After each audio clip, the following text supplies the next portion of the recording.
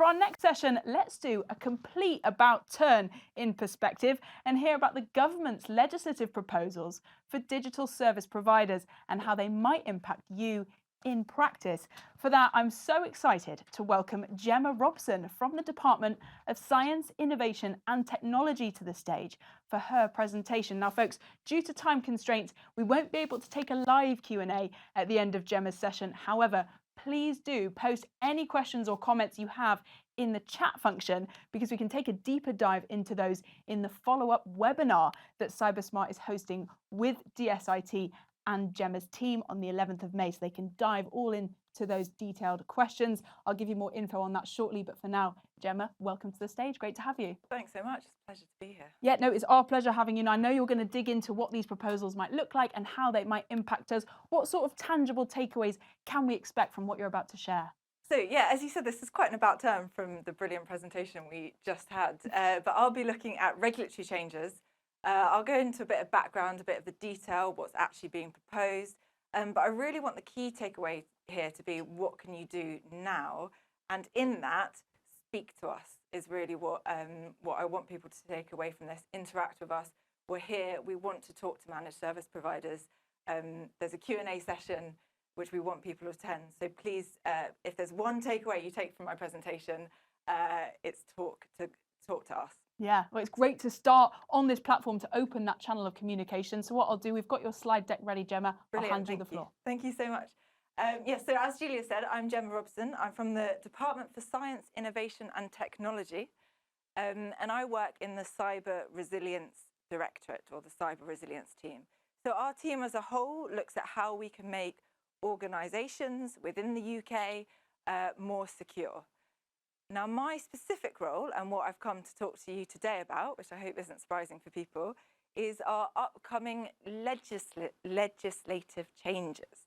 And I'm going to look specifically at these changes for managed services, but as you'll see as I go through, there is a slightly broader audience for this, and it does definitely apply to cloud services as well.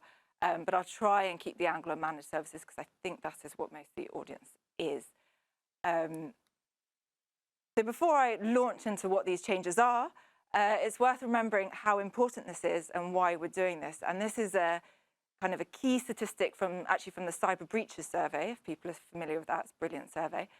And this says that 40% of businesses use at least one managed service provider. This is in the UK.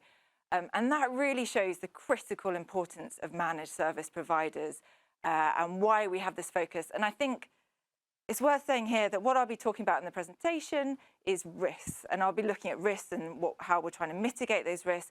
But that does not mean that the government isn't aware and very focused on the kind of the growth, the importance and the benefits of managed service providers. And I don't want to detract from that when I'm talking about how we mitigate these risks. So please be very aware of that as I go through. So you may or may not be familiar with the NIS regulations, the Network and Information Systems regulations. But just in case, I'll give you a little bit of background as to where these came from, where we're at to now, and then I'll launch into kind of what exactly we're trying to do and how you can prepare. So what I'm talking about specifically today, because there are various regulatory frameworks out there, but specifically today I'm talking about the Network and Information Systems Act. And this was introduced originally in 2018. For those who aren't familiar, it basically placed, I call them like security requirements or security duties on essential services and digital services operating in the UK. So it really just said you need to secure your systems and you need to report incidents to regulators. I highlight at this point what we meant by digital services in 2018, and this is all set out in the legislation, is cloud services, online marketplaces, and online search engines. So cloud services, online marketplaces, and online search engines are already in the scope of NIS regulations.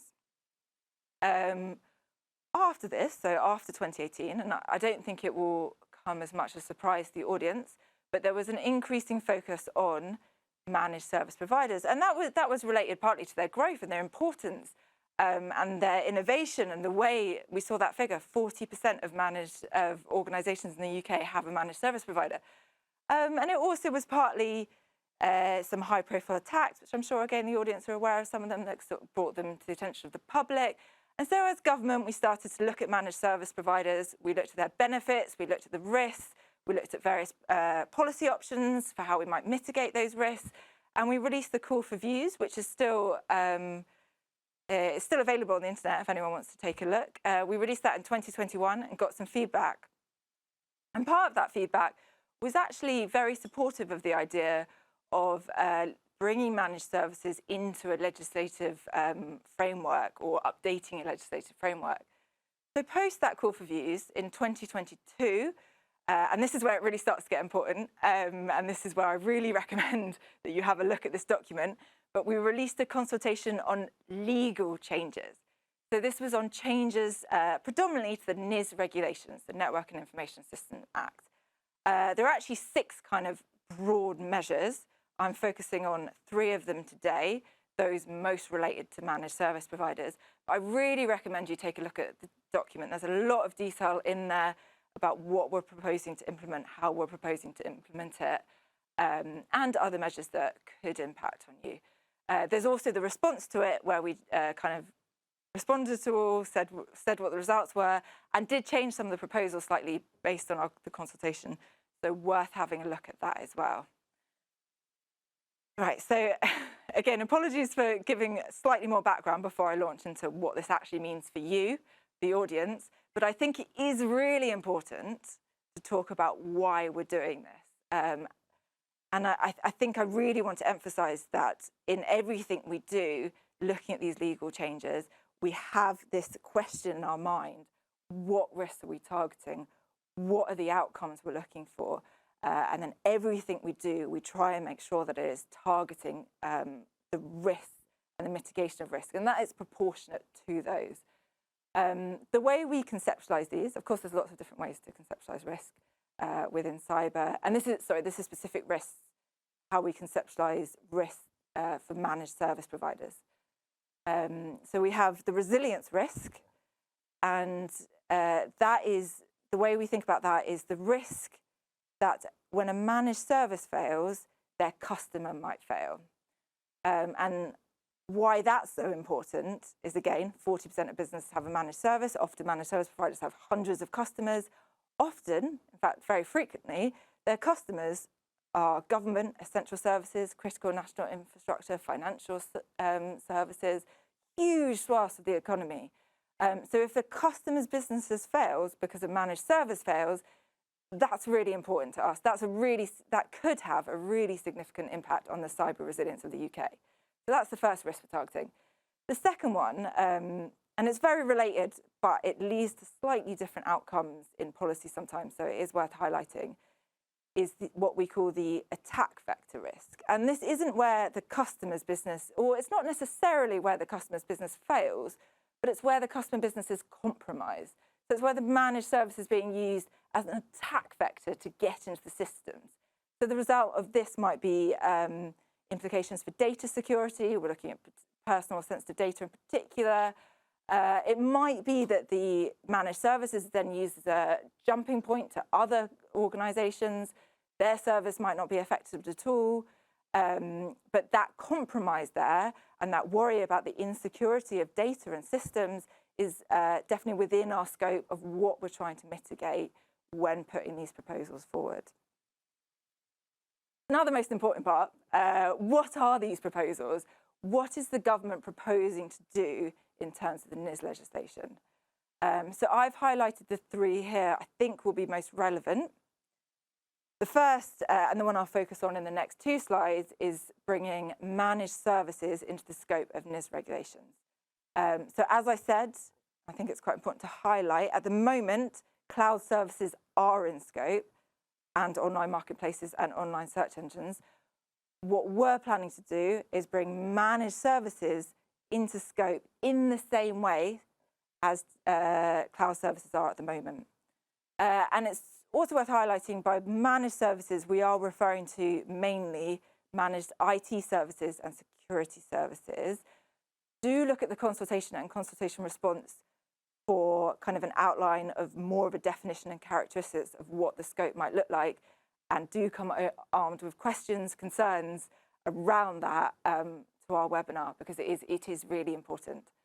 The second, moving on from introducing managed services, our second kind of legislative proposal so this is for all digital services. I think I'm safe in saying it's probably unlikely to affect the audience here, but I think it's worth highlighting, and you'll see it in our consultation. This is looking at establishing a risk-based approach to supervising digital services. So at the moment, what the ICO, who are the relevant regulator for the digital services, they have what we call a kind of reactive or a light touch approach to regulation. So they might go in if there's an incident, but what they aren't doing at the moment is going to digital services proactively and saying, look, give us evidence that you're complying with the NIS regulations.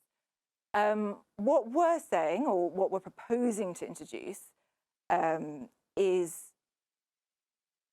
thinking about how critical, and we've talked about this, and I'm sure it will be talked about throughout the day, but how critical digital services are.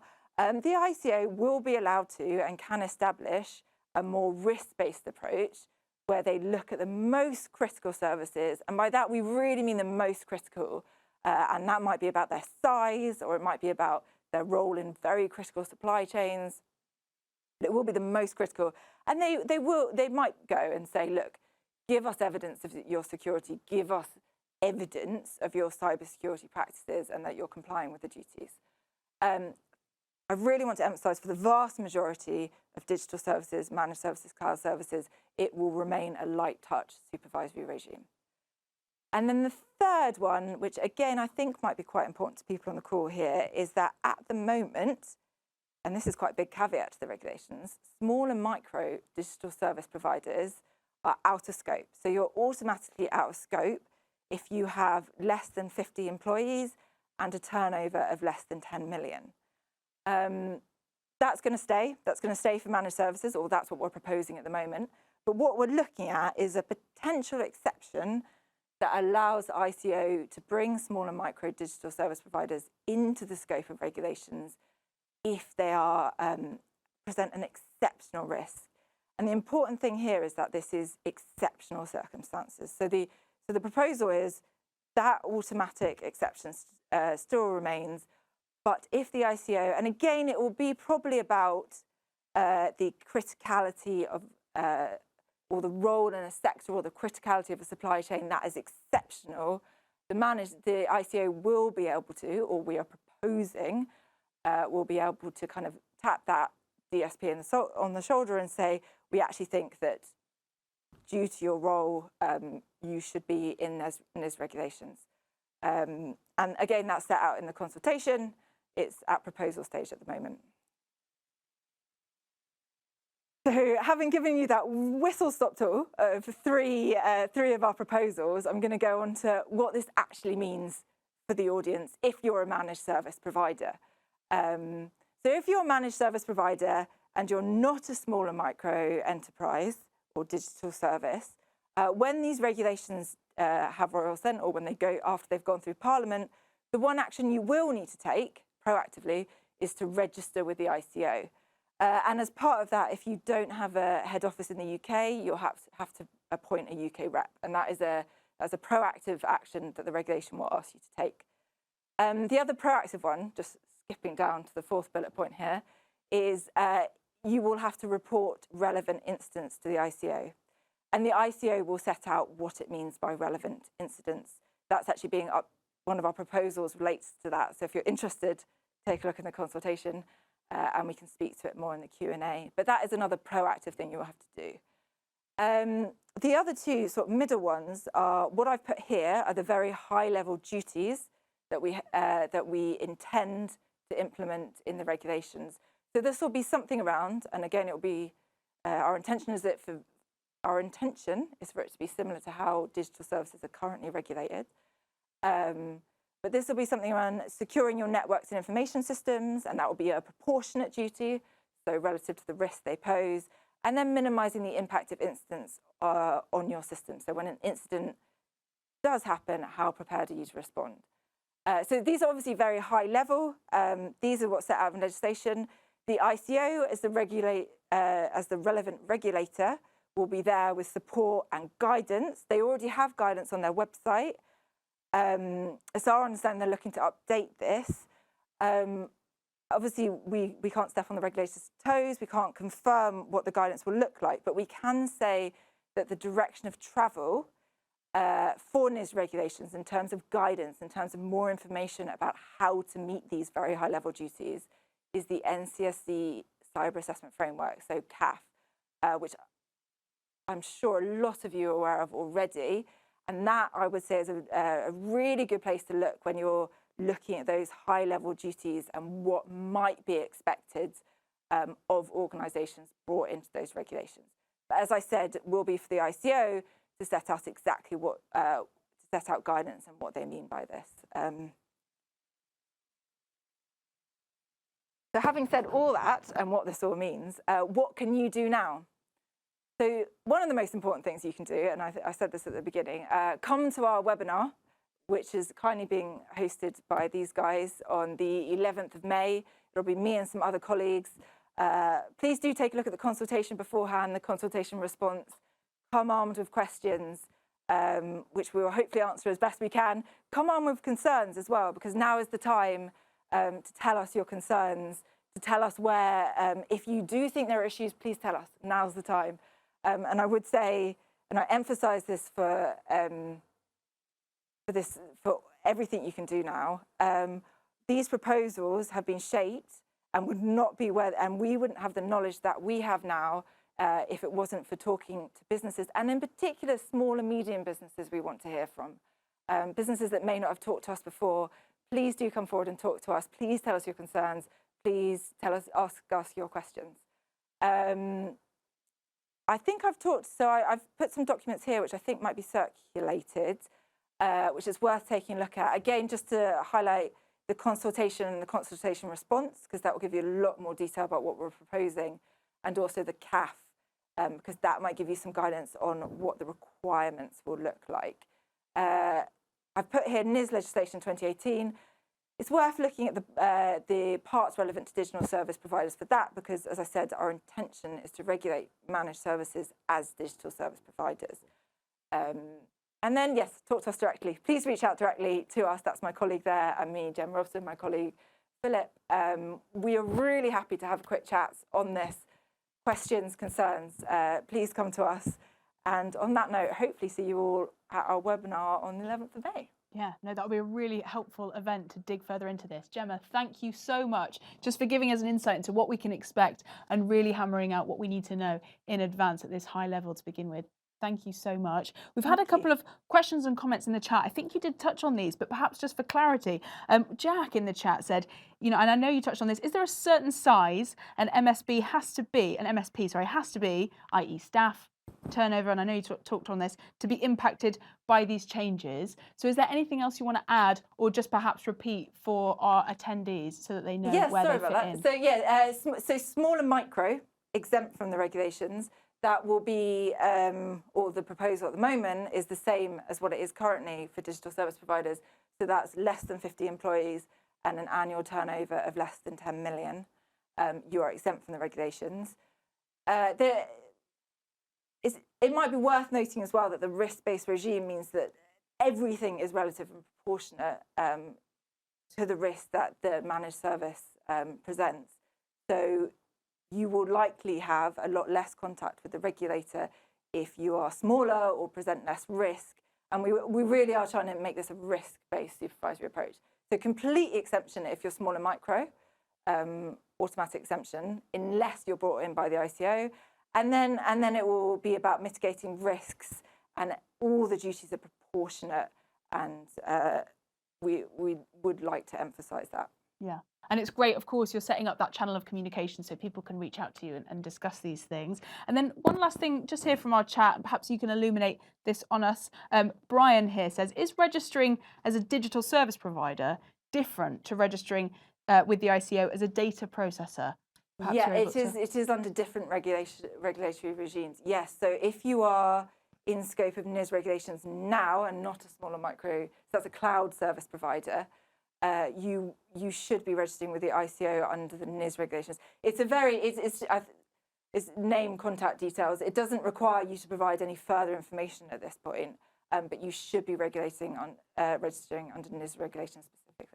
Right, that's so helpful. Just to clarify, Gem, I really appreciate that. Now, while I've got you, we might have time for a couple of questions afterwards, but we do have this audience poll that will just sense check where everyone is, and then perhaps we can unpack it together. So production, let's open up that poll for our attendees. Folks, you should see it entering your screens now while Gemma's with me. And it asks this: when considering the legislative changes so eloquently described here by Gemma, what do you consider will be the main challenge for your organisation?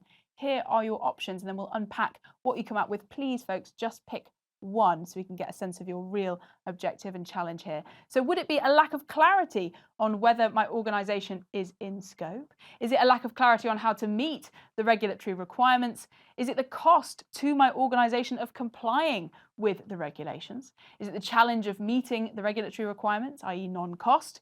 Perhaps there's no challenge, i.e. my organisation is not in scope, or in a different sense, no challenge, I am not concerned. So do select which one of those sticks out to you and is most relevant to you. That question once more: when considering the legislative changes discussed here today, what do you consider will be the main challenge for your organisation?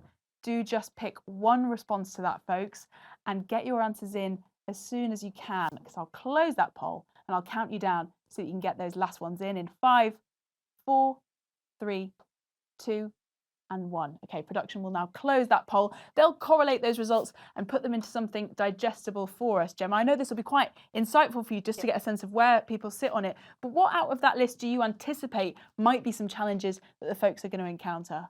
Yeah, so I'm excited by this. I'm not sure. Based on the questions you've just asked, I think it might be whether or not I'm in scope or not. Right. And I hope that a look at the consultation document and the NIS regs, because it might potentially be whether or not I'm in scope of the NIS regulations already, which is a slightly different issue. But that would be, I hope that by looking at some of the documents that hopefully will be circulated and that I've suggested, that will be clarified. But at this point, possibly scope. Okay, well, my producer Carl is telling me that those poll results are in and correlated. So production, could we bring up those results and then we can all have a look-see together at where we are? So we asked, of course, when considering the legislative changes, what do you consider will be the main challenge for your organisation? Now, the biggest chunk of you said no challenge. My organisation is in fact not in scope. So that's good just to put you in that bracket. But then, Gemma, and I'll talk you through these, we've got 3 that kind of come just about in top. A lack of clarity on whether my organisation is in scope. I know that you said that would probably come up. 15% of our attendees said that. And then just ahead of them, 16% of the attendees here today said a lack of clarity on how to meet those regulatory requirements. And then 15%, super even spread across these 3, the cost to my organisation of complying with those regulations. Very few, but 9% and then 8% said the challenge of meeting the requirements, and then some of you, 8%, no challenge. But those top 3 there, about the lack of clarity about whether you're in scope, lack how to meet them, and the cost. What do you make of those results as a whole? What are your thoughts? It's really interesting, really, really interesting. So I think that 38% for small and micro, that makes sense, because if you're smaller, if you are online and you recognise that you met that small and micro criteria, that's going to be quite a big percentage. So 8% is interesting. I think that even spread is actually, I'm slightly comforted by that. Okay. That we can address all those in the Q&A and we can look at them.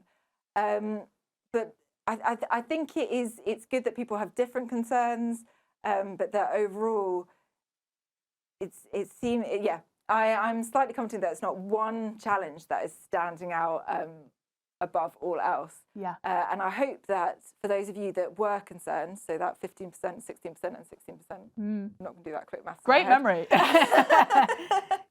But please do come to our Q&A because although I should manage expectations that we aren't the regulator, so there are certain things that we can't answer and we won't sort of overstep as government. But even if we can't answer your question, we can hear your concerns. And that is equally important. So please do come to the Q&A and please do keep getting in contact if there's something you want to talk about directly. Yeah, and I know you specifically highlighted that small and medium enterprises, when they keep in comms with you, it really helps you to do your job. Yeah, so I just, often we do talk to larger, I think just as government works, often we end up talking to sort of the larger organisations, which is obviously incredibly helpful and useful.